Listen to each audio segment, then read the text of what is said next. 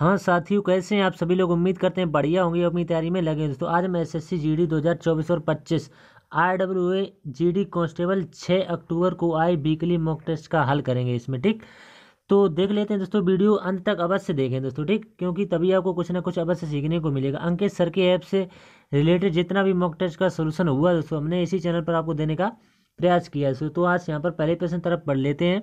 तो आपसे उम्मीद है कि वीडियो फुल जरूर वॉच करें। चैनल पर पहली बार हैं तो चैनल को सब्सक्राइब अवश्य करें, क्योंकि अंकित सर के ऐप से रिलेटेड हमने बहुत सारे सोल्यूशन इसी चैनल पर दिए हैं दोस्तों। अगर आपने पिछले वीकली मॉक टेस्ट नहीं देखे हैं, उनका वीडियो देखना चाहते हैं, तो हमारी चैनल की प्लेलिस्ट में जाएंगे। तो जब से ये वीकली मॉक टेस्ट आया है, ये कब से शुरू हुए थे, ये 12 मई से आना शुरू हुए थे। तब से दोस्तों हम लगातार यहाँ पर सोल्यूशन दे रहे हैं आपको। तो आज कितनी हो चुकी है, 6 अक्टूबर 2024।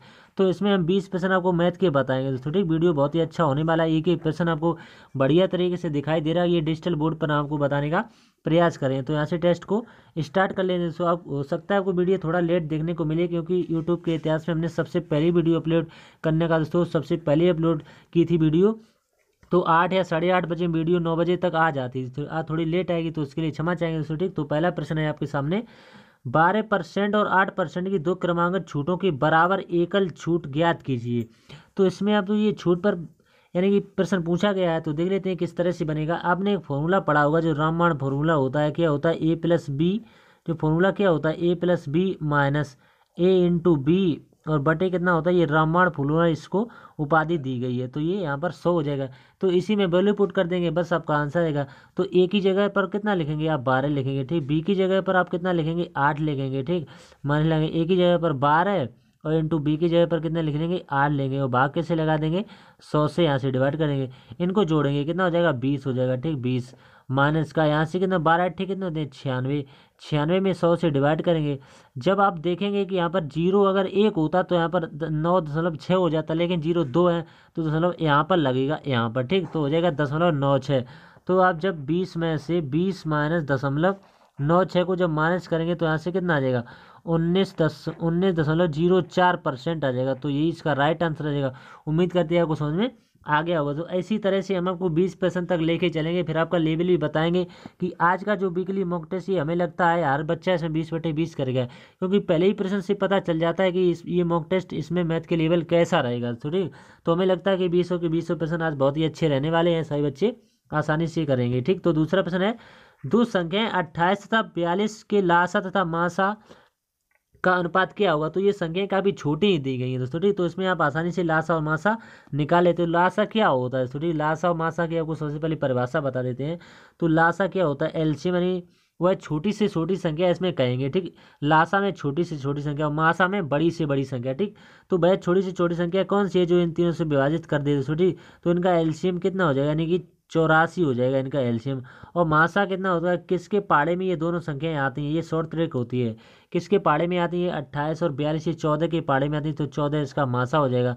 तो इन्हीं का रेशियो पूछा है। तो 14 एकन 14, 14 छिंग 84।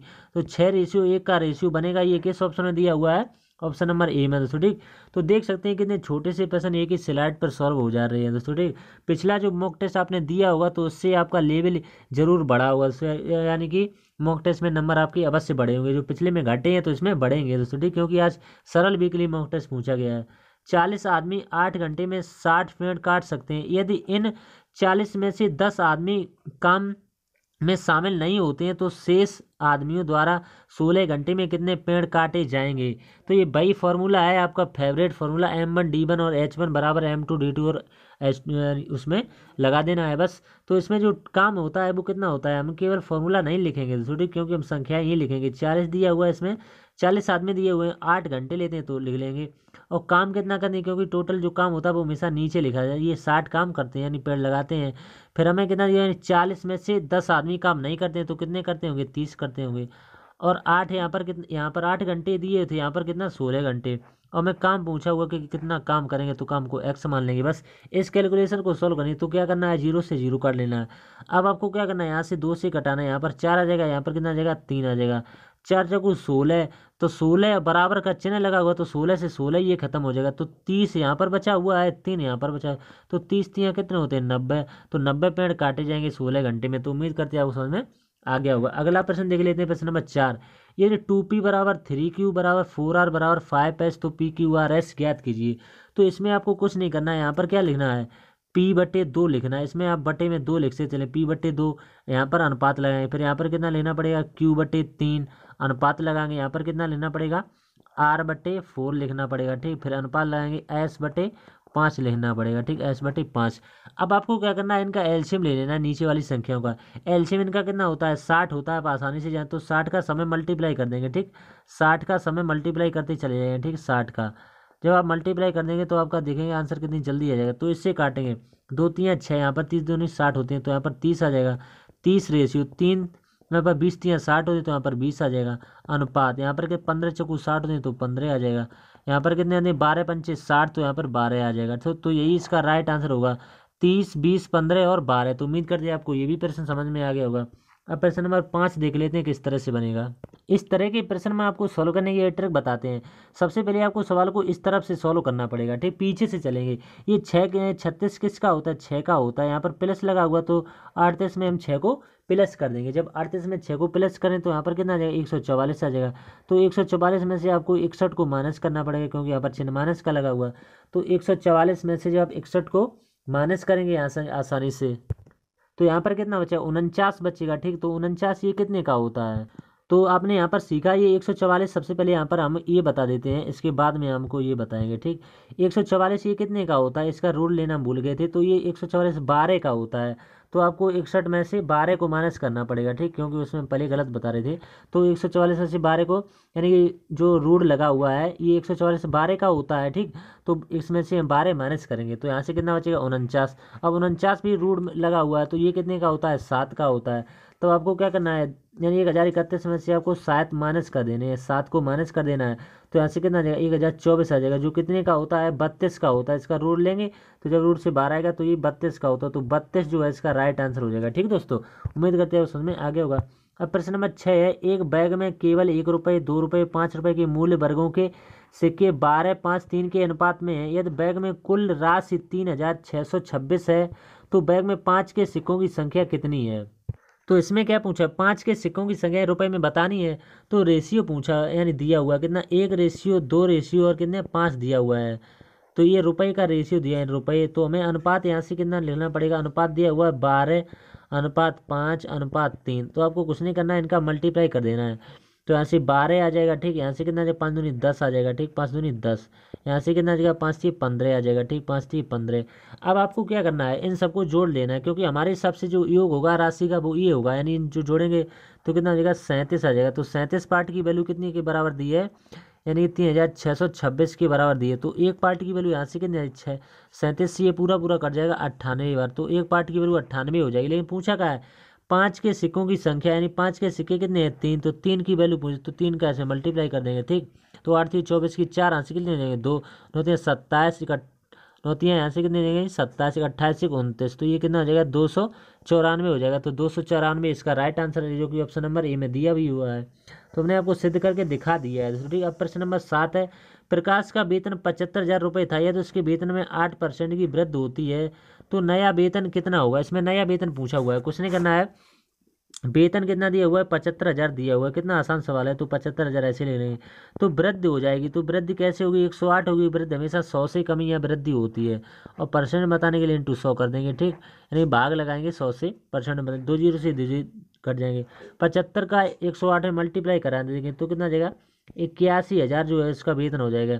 पहले 75,000 था, अब 81,000 हो जाएगा, क्योंकि 8% की वृद्धि हो जाती है। प्रश्न नंबर 8 देख लेते हैं, यदि 28 संतरों का क्रय मूल्य 24 संतरों के विक्रय मूल्य के बराबर है तो लाभ प्रतिशत कितना होगा। इसमें सवाल क्या होता है, तो उल्टा लिखा रहता है। तो आपको क्या करना है, 24 की वस्तु जो है वो कितने बेचने को बता रहे हैं, 28 में बेचने को बता रहे हैं। तो यहाँ से कितने का लाभ हो रहा है, हमें पता है 4 का लाभ हो रहा है। किस पर, हमेशा लाभ और हानि क्रय मूल्य पर होता है, 24 पर हो रहा है, ठीक। तो यहाँ से कितना आ जाएगा, 6 चौक 24, यानी कि इसको भी काटेंगे यहाँ से 50 यहाँ पर कितना आ जाएगा, 3। तो 50/3 को क्या लिख सकते हैं, आप जानते हैं 16 से ही 2/3 पर सेकेंड, 16 3 48 49 50/3। तो यही इसका राइट आंसर आ जाएगा। उम्मीद करते हैं आप समझ में आ गया। प्रश्न नंबर 9 है, किसी टीवी का सूची मूल्य दिया हुआ 15,000 रुपये और उसकी सूची मूल्य पर 18% की छूट दी जाती है। कितनी अतिरिक्त छूट दी जाए जिससे ग्राहक को 10,947 के शुद्ध मूल्य में टीवी मिल जाए। तो सबसे पहले आपको क्या करना है, जो 15,000 दिया है उसको यहाँ पर लिखेंगे, ठीक 15,000। तो 15,000 यहाँ से लिखेंगे। इसका हमें कितना निकाल देना है, 18% की छूट। तो कितना हो जाएगा, 100 में से 18 को माइनस करें तो यहाँ से आ जाएगा 82। तो 2 जीरो से ये 2 जीरो कट जाएंगे, ठीक। 150 का इसमें 82 मल्टीप्लाई करेंगे तो यहाँ से कितना आ जाएगा, 12,300 आ जाएगा, ठीक 12,300। ये हमने निकाला। अब हमें शुद्ध मूल्य कितना दिया हुआ है, शुद्ध मूल्य 10,947 दिया हुआ है, 10,947। इसमें से हम माइनस कर लेंगे कितना, 12,300 को इसमें से माइनस कर लेंगे 12,300। तो यहाँ से कितना बचेगा, यहाँ से बचेगा 1,353 बचेगा, 1,353 बचेगा। तो 1,353, इसी पर हमें छूट का परसेंट बताना है। तो कितने पर होता है, 12,300 पर होता है। और परसेंट में बताने के लिए इंटू 100 कर देंगे, ठीक। तो 2 जीरो से तो ये 2 जीरो खत्म, 123 का इसमें डिवाइड कर देंगे तो ये पूरा पूरा कितनी बार चला जाएगा, 11 बार। तो 11% जो है इसका राइट आंसर रहेगा। उम्मीद करते हैं समझ में आ गया होगा, जो कि ऑप्शन नंबर ए में दिया भी हुआ है, ठीक। अब प्रश्न नंबर 10 है, 6,000 रुपये की राशि है, साधारण ब्याज पर 4 वर्षों में 7,800 हो जाती है। ये हो जाती है, ये क्या होता है, ये मिश्र धन होता है। ब्याज दर में 2.5% वृद्धि होने पर यही राशि इसी समयावधि में कितनी हो जाएगी। ज़्यादा कठिन प्रश्न है, बढ़िया प्रश्न है। इसमें से क्या करना है, ये मिश्र धन में से आपको इसमें से घटाएंगे तो हमें ब्याज पे आप पता चल जाएगी कितना ब्याज होगा। तो 7,800 में से 6,000 को माइनस करेंगे तो यहाँ से ब्याज कितना प्राप्त होगा, 1,800 का हमें ब्याज प्राप्त होगा। तो यही हमारा साधारण ब्याज होगा। साधारण ब्याज बराबर क्या होता है, मूलधन कितना दिया हुआ है, 6,000 का मूलधन गुणे दर कितनी दी है, इसमें दर हमें निकालनी है। समय कितना दिया हुआ है, 4 वर्ष का, और यहाँ से भाग लगा देंगे, ठीक। तो 2 जीरो से तो ये 2 जीरो कट जाएंगे, ठीक। 1 जीरो से एक और जीरो कट जाएंगे। तो 6 3 18, यहाँ पर कितना हो जाएगा 30। तो 30 बटे कितना हो जाएगा, 30/4, ये 4 भी बचा हुआ है यहाँ पर, ठीक है, भाग में आ जाएगा। और बराबर आर की वैल्यू यहाँ से निकल आएगी। तो आर बराबर यहाँ से कितने आ जाएगा, ये कट जाएगा, 7 चौक 28, दशमलव लगाएंगे, 7 पन्ना 35, 4 पंचे 20, तो 7.4 आ जाएगी। लेकिन इसमें ब्याज में वृद्धि कितने की कह रहे हैं, 2.5 की। तो इसमें 2.5 जोड़ और तो यहाँ से पूरा पूरा 10 आ जाएगा। 10% की दर हमें लगानी पड़ेगी दूसरी बार। तो हमारा मूलधन कितना था, 6,000 रुपये था, तो 6,000 लिखेंगे। साधारण ब्याज बराबर हमें निकालना है, ठीक। मूलधन गुणे दर कितनी है, 10, गुणे समय कितना है, 4 वर्ष का, और बटे 100। तो 2 जीरो से ये 2 जीरो कट जाएंगे, 6 चौक 24। तो यहाँ से कितना आ जाएगा, 2400 आ गया। लेकिन 2400 आपका राइट आंसर नहीं होगा, क्योंकि आपको क्या करना है, हमें ये जोड़ना भी पड़ेगा। इसमें 6,000 और जोड़ने पड़ेंगे, 2400 में ये 6,000 और जोड़ना पड़ेगा। तो यहाँ से कितना आ जाएगा, 8400 हो जाएगा। यही इसका राइट आंसर रहेगा। उम्मीद करते हैं समझ में आ गया। अब प्रश्न नंबर अगला है, इसके बाद 11 है। 28 परीक्षणों का औसत 53 है। प्रथम 11 परीक्षणों का औसत 54 है। अंतिम 18 परीक्षणों का औसत 52.5 है। 11वें परीक्षण का मान कितना होगा। औसत से काफ़ी बढ़िया प्रश्न है, तो कुछ नहीं करना है, यहाँ पर कितना लेना पड़ेगा, 28 × 53। तो हमें इसका योग निकाल लेंगे, क्योंकि जब भी औसत का सवाल आए, हमने आपको कई बार बताया है, उनका योग ही निकालते हैं। तो ऐसे कितना आ जाएगा, 1484 आ जाएगा, ठीक। 1484, 11 × 11 संख्या का निकालेंगे कितना, 54। तो यहाँ से कितना आ जाएगा, 594 आ जाएगा, ठीक 594।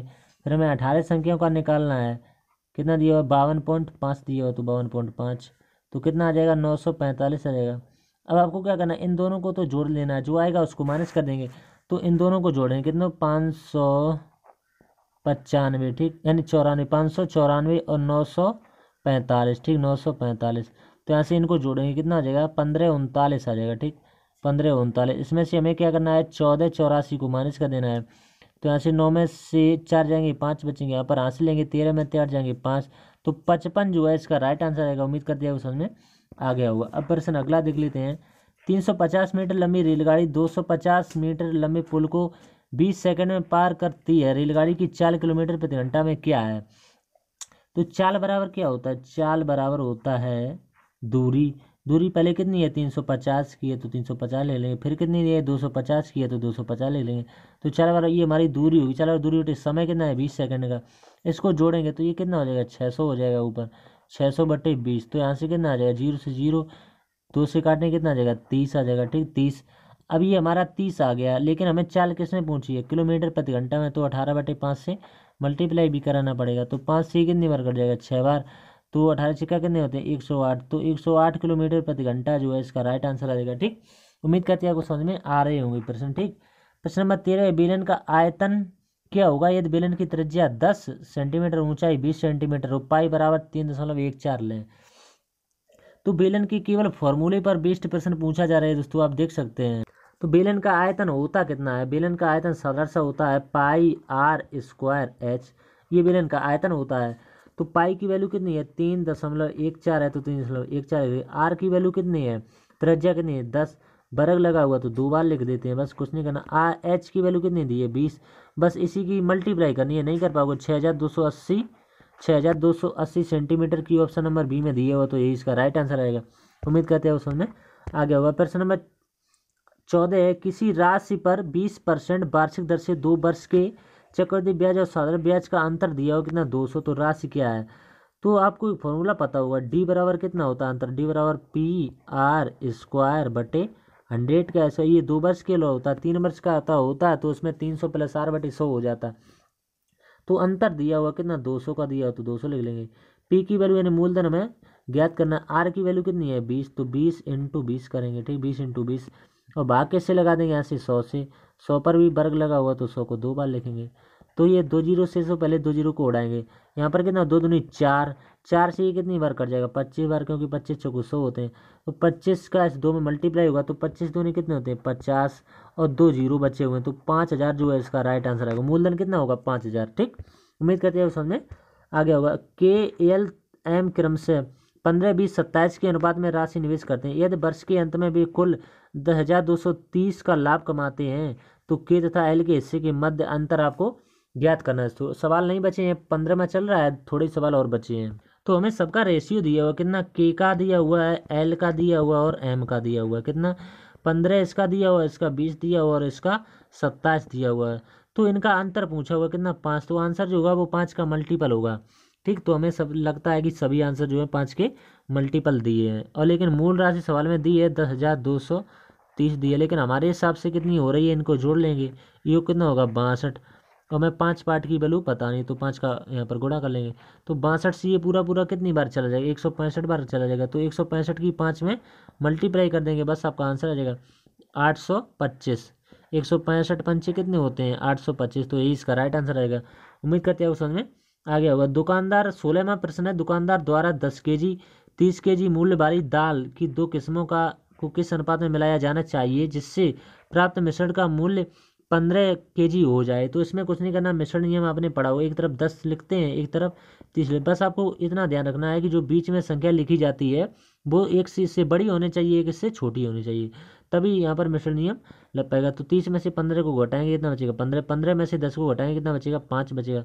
तो इन्हीं का रेशियो पूछा है, तो 5 एकम 5, 5 3 15, रेशियो कितना होगा 3:1 का, यही इसका राइट आंसर रहेगा।